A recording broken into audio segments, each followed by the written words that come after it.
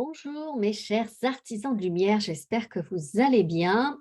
Eh bien écoutez, je voulais tout simplement en ce début d'année déjà vous souhaiter la bonne année, mes meilleurs vœux de réussite, d'épanouissement, d'accomplissement. Et du coup, je me suis sentie inspirée de vous partager 5 clés à absolument connaître pour réussir votre année. Euh, La question était, simplement, ce matin, hein, c'était une sorte de réflexion. Je me suis dit: «Mais en fait, OK, chaque année, rebelote, mais qu'est-ce qui fait que, qu'est-ce qu'au f qu'est-ce qui fait que fondamentalement, on sent qu'on a réussi une année ou on sent que cette année, c'était pas du tout ça?» Voilà la réflexion qui m'a amenée à faire cette vidéo et donc, je vais vous donner toujours, comme à mon habitude, des débuts de piste. À vous de creuser, à vous de voir si ça résonne et si ça fait sens pour vous. Alors, l'une des premières clés que je voulais partager avec vous, c'est, l'idée, c'est qu'OK, on a démarré, un nouveau cycle, mais on a clôturé un ancien cycle et l'idée, c'est que, dans un premier temps, la première clé, c'est de faire un bilan de l'année précédente. Qu'est-ce qui s'est joué l'année précédente? Est-ce que alors déjà, qu'est-ce qui s'est joué? C'est peut-être vaste pour vous, mais dans ces cas-là, quelles ont été les récurrences? Ce qui est fréquemment venu à moi, régulièrement? Est-ce que j'ai pu mettre de la conscience dessus? Est-ce que j'ai pu mettre de la présence dessus? Est-ce que j'ai pu mettre du discernement pour voir ce qui se jouait? Qu'est-ce qui m'appartenait? Qu'est-ce qui était karmique et vibratoire et peut-être en lien avec une mémoire? Et qu'est-ce qui appartient aux autres? Voilà, l'idée, c'était c'est vraiment de faire un bilan pour voir concrètement qu'est-ce qui est régulièrement venu à moi, qu'est-ce qui m'a été proposé et qu'est-ce que j'en ai fait? Clairement, c'est ça le truc. Donc, voilà pour la première clé. L'idée, c'est de mesurer la progression et de voir où on en est, d'accord? Concernant l'année précédente et qu'est-ce qu'on a extrait comme sagesse, comme compréhension, comme leçon, qui pourrait nous servir pour la nouvelle année qui se présente à soi. Ensuite, la deuxième clé, c'est de faire le tri dans ses désirs et aspirations. Qu'est-ce que j'ai voulu dire par là? C'est vrai que souvent, on a des aspirations, des désirs, mais ces désirs sont, pas vieux, mais ça fait peut-être un moment qu'on les nourrit. Mais la question, c'est de se poser, c'est est-ce que c'est véritablement nourri par mon cœur ou est-ce que c'était, la sphère de l'ego ou du mental, qui après tout est juste, hein, il n'y a pas de jugement là-dessus, encore une fois. Mais l'idée, c'est de se ré moi j'appelle cette clé la réactualisation. C'est-à-dire, est-ce que je suis toujours en phase avec mes désirs, avec mes rêves, avec mes aspirations? Quitte à les noter, quitte à faire une liste de vos désirs, de vos aspirations et de voir si ça ouvre votre cœur en grand, si ça vous fait vibrer ou si au contraire, vous vous sentez plus en phase avec ces aspects-là, ce qui est logique puisque vous grandissez, vous évoluez. Il y a peut-être des choses, auxquelles, vous pensiez il y a des années précédentes, auxquelles, ça ne vous fait plus vibrer de la même façon. Donc tout est juste. Ensuite, la troisième clé, c'est connaître ta météo de l'année, la météo de l'année. Alors qu'est-ce que j'ai voulu dire par là? Alors ça, c'est une clé qui m'a été donnée par mes guides, ils m'ont transmis une image que je voudrais partager avec vous. L'image, c'est comme si quelqu'un prenait un avion, prenait un bateau ou une barque, sans se soucier de connaître la météo, sans se soucier de l'heure, sans se soucier de savoir s'il y a du vent, s'il n'y a pas une tempête ou un cyclone qui se prépare, s'il y a en fait, l'idée, c'est que, enfin, c'est une comparaison, mais c'était pour nous montrer qu'on a tendance à vouloir prendre l'année comme elle vient, mais sans s'y préparer et logiquement, connaître ta météo de l'année, c'est important. Comment tu peux faire ça? Tu peux le faire à travers l'astrologie ou la numérologie, hein, qui parle pour la numérologie, qui parle de cycle, de voir, qu'est-ce qui va se présenter. Alors encore une fois, les thèmes inclinent mais ne déterminent pas. Ça veut dire qu'on a toujours notre libre arbitre.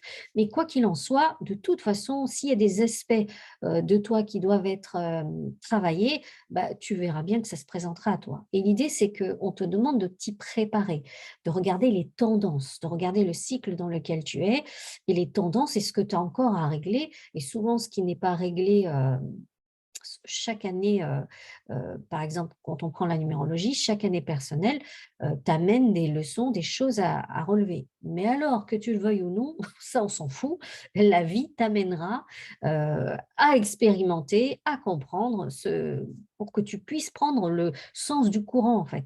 Considérer les cycles comme des sens du courant et c'est comme si vous décidiez de dire: «Bah non, moi je vais prendre ma barque, mais je vais aller dans le sens inverse» et vous risquez de ramer longtemps. Donc l'idée, c'est que vous puissiez comprendre la tendance, et les choses avec lesquelles vous allez devoir composer. L'idée, c'est pour ça que, bah, a priori, si vous avez une direction à prendre, c'est mieux de regarder une carte, de voir les différentes étapes, de voir le sens du courant, de voir la météo, de voir l'heure, de voir tous ces paramètres, toutes ces configurations et de, les considérer grandement, pour pouvoir composer plus simplement et avec beaucoup plus d'aisance. Voilà, j'en dirai pas plus sur le sujet, je pense que je l'ai assez développé sur cette clé, mais je pense que c'est vraiment, l'image de la barque pour moi a été assez, significatif, donc à vous de creuser. Ensuite, la quatrième clé, c'est poser des intentions. Alors j'entends souvent des gens qui me parlent d'objectifs et moi j'ai envie de lever le débat un peu plus haut.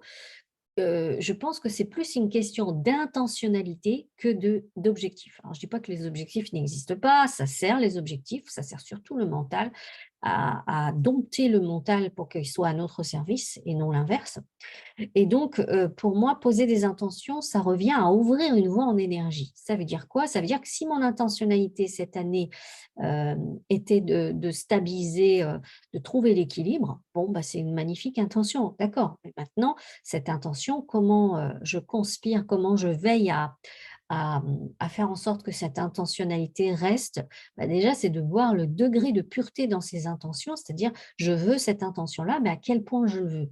Déjà pour voir ce qu'il y a derrière, OK? Et ensuite, c'est de vous donner les moyens, mais quand vous ouvrez une voie en énergie, de toute façon, l'univers veille à vous amener, des éléments, qui pourront soutenir cette démarche. C'est pour ça que c'est important de pour tous ceux et celles que j'accompagne, souvent je leur parle de démarche spirituelle. Une démarche spirituelle, c'est pas en mode touriste, un jour je suis en démarche et puis dans 3 mois je le suis plus.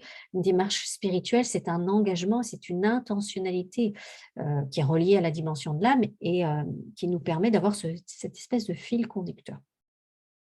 Voilà ce que je voulais dire et la dernière clé, c'est quoi? C'est revenir à soi et à son identité. La question, c'est de vous poser régulièrement, c'est: «Qui suis-je?» Et n'attendez pas forcément de réponse. C'est le mental veut dire: «Bah oui, tu es une mère, tu es ceci, tu es cela». Mais en fait, c'est juste ouvrir un champ en énergie. Hem et puis vous posez simplement la question en disant: «Qui suis-je?» Et dans le «Qui suis-je?» vous êtes tous les potentiels, en fait. Donc c'est ça qui est génial. Je trouve que dans cette question, ça ouvre et ça ouvre à tous les possibles. Et juste en restant dans cette vibration, en vous posant la question de savoir: «Qui suis-je?» la vie, encore une fois, vous amènera certaines réponses pour que vous puissiez comprendre votre coloration, votre unicité, votre singularité. Voilà ce que je voulais vous dire dans cette fameuse vidéo. Donc, je vais faire un petit récap. Les 5 clés, c'est d'abord faire le bilan, de l'année précédente parce qu'avant d'ouvrir une année, on clôture une année. Donc l'idée, c'est vraiment de faire un bilan, de mettre de la conscience sur ce qui s'est joué de manière récurrente et de mettre de la sagesse. Ensuite, la deuxième, c'est faire le tri dans tes besoins et tes aspirations. Vraiment, n'hésite pas à réactualiser, à voir si c'est toujours d'actualité ou pas parce que l'être évolue. Troisième clé, c'est connaître ta météo de l'année, bien évidemment. Pourquoi? Parce que je ne vais pas aller prendre une barque sans me soucier de savoir, quelle température il fait, si je suis dans le sens du courant ou si je suis à l'inverse.